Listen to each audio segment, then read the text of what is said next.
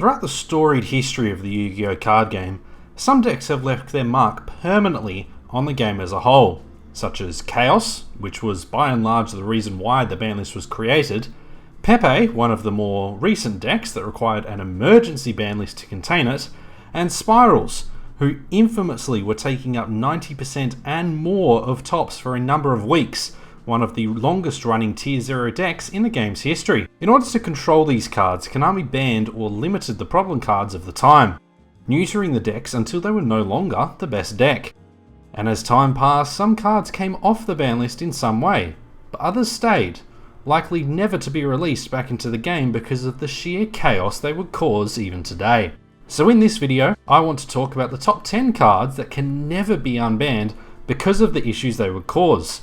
Not necessarily from a meta perspective, but also from a dueling perspective in general. And I will also be talking about some scenarios I would love to see, just because of the hilarity of it. Now, of course, this is a personally chosen list, so if you get to the end of the video and think I missed a card, feel free to comment the card down below and let's discuss. And if you are new to the channel, leave a like on the video and hit subscribe if you haven't already. But now, let's get started. At number 10, we have arguably one of the most well-known banned cards over the ages, Ultimate Offering. A continuous trap, it lets you normal summon or set by paying 500 life points at any point during your main phase or your opponent's battle phase. For normal summon reliant decks, or even just decks with lots of level 4 or lower monsters such as Red Dragons or Gokis, this card would be a godsend. Not only do you get free material for the cost of 500 life points, but it also doesn't negate the effects of the monster summoned, something you will probably hear me say a lot during this video. Combined with any forms of recursion and the lack of once per turns, this card could see just about any deck put full combo on board no matter how many interruptions the opponent has, with the only thing holding it back being its nature as a trap. Can you imagine if they made a monster with a similar effect? It'd be downright ridiculous. Next, at number 9, we have a personal favourite of mine, Return from a Different Dimension. Similar to another card on this list, this trap allows you to special summon as many of your banished monsters as possible at the cost of half your life points. But during the end phase, they all get banished once more. Free extra deck fodder, anyone? Not only are the monsters' effects not negated, meaning any monsters that activate on special summon will go off, but summoning potentially 5 monsters with this card means you can go into essentially any Link 4 or 5 from just one card, such as even Link God Dragon if you were so inclined. Beyond that, its cost means the card is always live in the duel no matter where you're at that point, so it can be easily used to stall out for a turn at the very least. Personally, I would love to see how Grand Maju players would interact with this card if it were brought back. While basically unsearchable, it would now give Grand Maju decks an option to play monsters that would interrupt their opponent on summon, such as Artifact Scythe or Moral Tech due to their activation requirements. Crazy to say the least, and we're only getting warmed up. Number 8 brings up the first spell on this list, Delinquent Duo. At the cost of 1000 life points, your opponent discards a random card, and then if they still have cards in hand, they can discard another of their choice. I don't really think I need to explain this one much, as we all know how powerful a non-once per turn rip 2 cards from the hand spell is. Hell, Gunblood Dragon is banned for doing the same thing, and it's a Link 4 that requires you to discard along with the opponent only when a monster is special summoned to a Link monster zone, and it's a hard once per turn. Personally, I'd love to see this card released for play in a Dangers Only tournament, and just let chaos reign. What a wild ride that would be. Next up, we have the first monster of this list, Performage Plushfire. I really have no idea what they were thinking when they printed this card. Honestly, I just seriously believe that they had put the hard once per turn on the wrong effect, and didn't realise until it was announced, as summoning itself from the Pendulum Zone and burning for 500 when a Performage is destroyed isn't necessarily that good. Summoning any Performage monster from the hand or deck if it's destroyed on the other hand is. Now, I love Pendulums as a mechanic, but I am glad they were not unneutered by Master Rule 2020, even though this card is not the reason why, something I'll get to in another video. Nevertheless, the sheer advantage this card creates will never be not broken, And poor card design is more at fault here than anything else. This card getting released would rocket Pendulums back into the spotlight, even with Electromite banned. Of all the cards on this list, this is the one I want the most to never see again. The number 6 spot belongs to perhaps one of the most famous traps in the game, Sixth Sense. I've previously discussed this in my gambling video as an example of a straight up broken card, and there's a good reason why, either drawing you 5 or 6 or milling at least one card, usually more, something most decks want these days. Orcusts, Infernoids, Mech Knights, Salamangreat. All of these decks, in their own ways, benefit greatly from being able to send a bunch of cards to the graveyard from the deck. And every deck in existence wants more cards in their hand. This card would allow them to do so on a whim, with the only bad thing about it being that it's a trap. That said, Orcust wouldn't care at all about this so long as their field spell was up, only serving to make the strongest deck currently even stronger. Tier 0 anyone? And halfway through the list we have Card of Safe Return. Perhaps the simplest card on the list.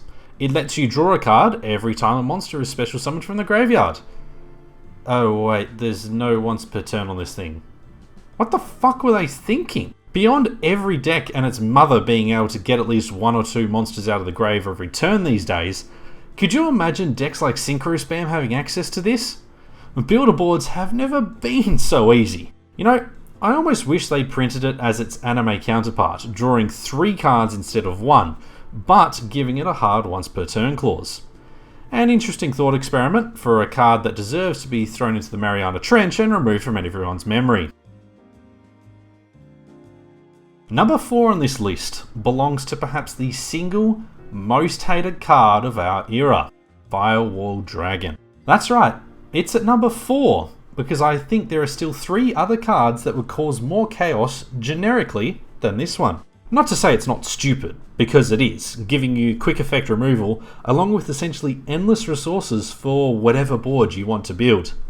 The newest card on this list by quite a bit along with plushfire, it speaks to the concepts of card development that the only 2 super broken cards in recent times both don't have once per turns.